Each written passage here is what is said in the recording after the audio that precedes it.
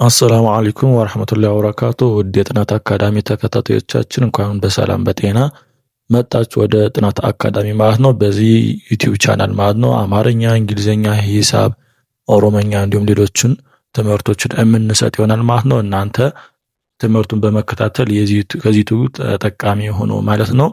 እንዲሁም የኦንላይን ትምህርት መማር የምትፈልጉ ልጆች ካላችሁ ማለት ነው በግሩፕም ሆነ በግል እንዲሁም ደግሞ በአካልም ሆነ ኦንላይን ላይ ማለት ነው ካላችሁ ቦታ መተን ወይ ደግሞ ኦንላይን በስልካችን ኢሞ፣ ዋትስአፕ፣ ቴሌግራም እናስተምራለን ማለት ነው። እዚህ ስር ባለው ስልክ ቁጥር ጋር ኢሞ፣ ዋትስአፕ፣ ቴሌግራም ደውሉልን የምናስተምር ይሆናል ማለት ነው።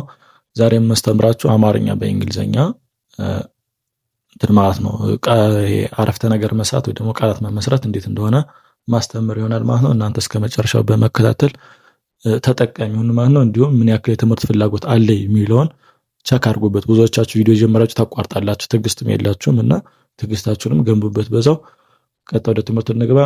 እስከ መጨረሻው አብራችሁ ይቆዩ። እሺ እዚህ ጋር ስንመጣ ነገ እመጣለሁ የሚላለን። ነገ እመጣለሁ። ነገ ለሚለው ነ ለሚለው ኤንኢ፣ ነ ለሚለው ኤንኢ፣ ገ ለሚለው ጂኢ፣ ር ለሚለው አር። ነገር አች አር በስህተት ናት፣ ይቅርታ። አች አር አትገባ ማለት ነው። አች አር አትገባ። ስለዚህ ነገ እመጣለሁ የሚለው እዚህ ጋር ኤንኢ ጂኢ ነው ማለት ነው። ኤንኢ ጂኢ ይሆናል። ነገ ለሚለው እመጣለሁ ለሚለው ደግሞ እ ለሚለው ኢ ናት። መ ለሚለው ኤምኢ ናት። ጣ ለሚለው ቲኤ ነው። ለ ለሚለው ኤልኢ ነው።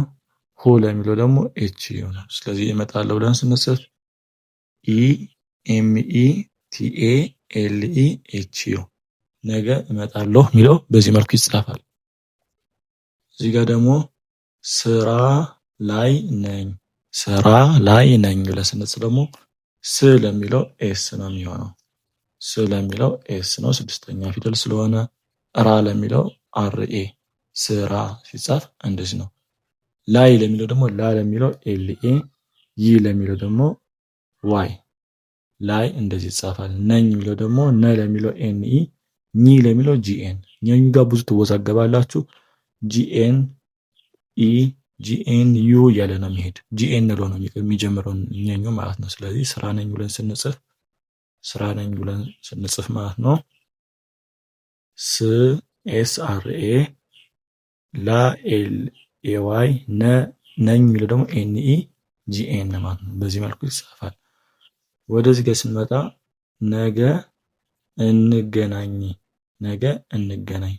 ነ ለሚለው ኤንኢ፣ ገ ለሚለው ጂኢ፣ ነ ለሚለው ኤንኢ፣ ገ ለሚለው ጂኢ። ሁለቱም የመጀመሪያ ፊደል ስለሆነ አናባቢያቸው ኢ እና ኢ ነው የሚሆኑት። እንገናኝ ለሚለው ደግሞ እ ለሚለው ኢ ነው። እ ለሚለው ኢ ነው።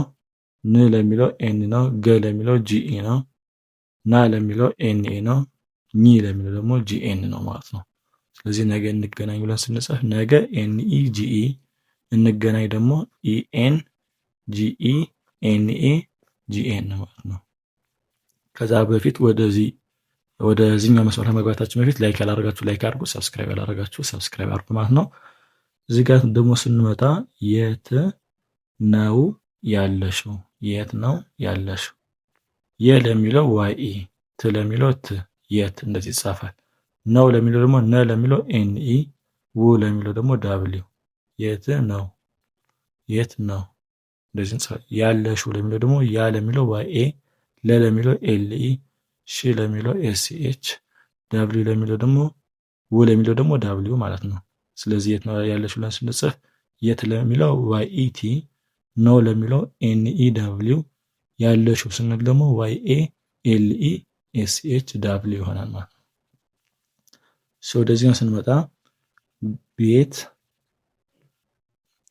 ቤት ነው ያለሁት፣ ቤት ነው ያለሁት። ቤ ስንል አናባቢ ሁለት አናባቢ ነው ያለው፣ አይና ኢ። አምስተኛ ፊደል ምንጊዜም አይና ኢ ነው። ሄም፣ ሴም፣ ቼም፣ ሜም ብንል አይና ኢ መኖር አለባቸው እንዳናባቢ። ስለዚህ ቤት ስንል ቢአይኢ፣ ት ለሚለው ደግሞ ቲ፣ ቤት እንደዚህ ይጻፋል።